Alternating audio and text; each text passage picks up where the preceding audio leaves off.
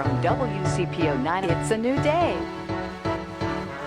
Good morning. I'm so happy we are doing this show today. If you are a human being, breast cancer has affected your life in one way or another. Maybe your family member was diagnosed, a family friend, a coworker, or maybe even yourself. Breast cancer is the most common cancer among women worldwide. According to the World Health Organization, 2.3 million women were diagnosed with breast cancer in 2020. In the United States, there are 300 women daily who are diagnosed with breast cancer. Today, I'm talking with an organization that helps women who have been diagnosed with breast cancer navigate what can be a very long and confusing road to survival. Please help me welcome Kieya Slaughter from PIMPC. Pink is my power color. Welcome, Kieya. Thank you so much for joining us today. Yes. Now, a lot has happened since the last time we saw each other. Yes. It was so hard to hear that we lost our queen, Miss Jacqueline Evans, to her battle with breast cancer. Yes. How has PIMPC been doing through all of that?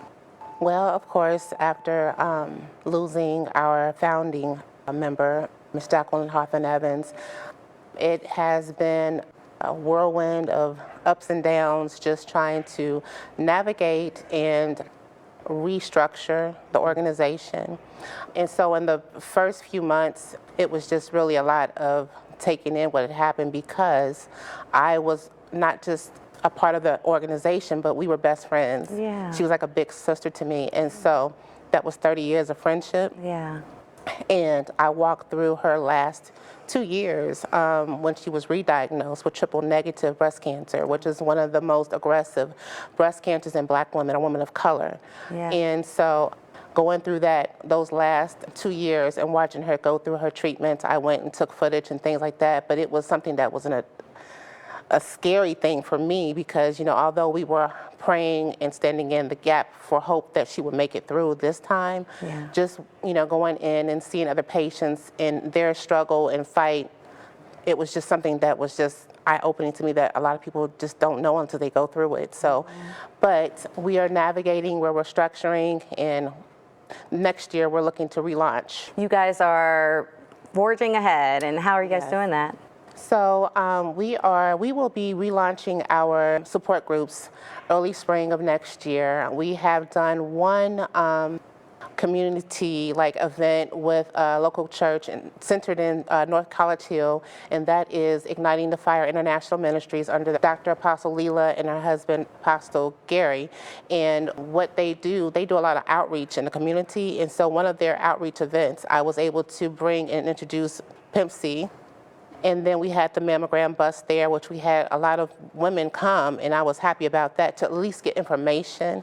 Even the ones that weren't able to get seen that day, they left with information about, you know, how to contact us or to get checkups, you know, mammograms, or even appointments with an office that would be able to give them the necessary care that they need. That's really great that you guys are still able to provide some sort of resource for people right now. Yes. Now, I noticed that on your website, the common theme is you are not alone.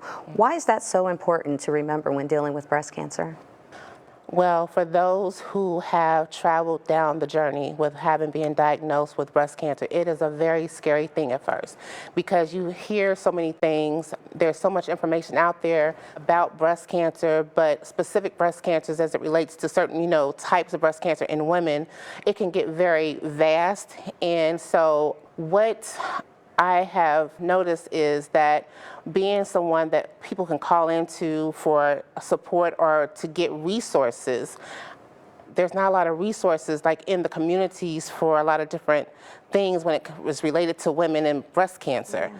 So we will help them navigate with the nurse navigator and things like that to get into local offices where they can begin treatment, or either find out where they can go to get tested further, second opinions, and all of that. Now, you were telling me before the show that you guys had lost some funding. So what has been going on with that? How have you found any? So we have lost a lot of funding. However, there are 2 strategic contacts that we have that have been along the way that knew Jacqueline, that Jacqueline made sure that I had contact with when she was here. And that is Dr. Keith Melvin, who has the Black and White Cancer Survivors Foundation. They've supported our organization the whole time that we've been in operation. Then there's Erica Holloman Foundation, which Josie Holloman, her mother, also heads that foundation, which her daughter succumbed to her breast cancer, triple negative breast cancer in 2011, I believe. And so they have been strategic help to our organization and still are in contact and helping us to find our footing moving forward. Now, one more time before we go, the website is PIMPC.org. PIMPC.org is our website, and you can contact us at contact@PIMPC.org. Awesome. Well, thank you so much, Kieya, for being here today. Thank you so and I much. wish you the best of luck. We're going to be cheering you on, and I know you'll be back. Yes, thank you.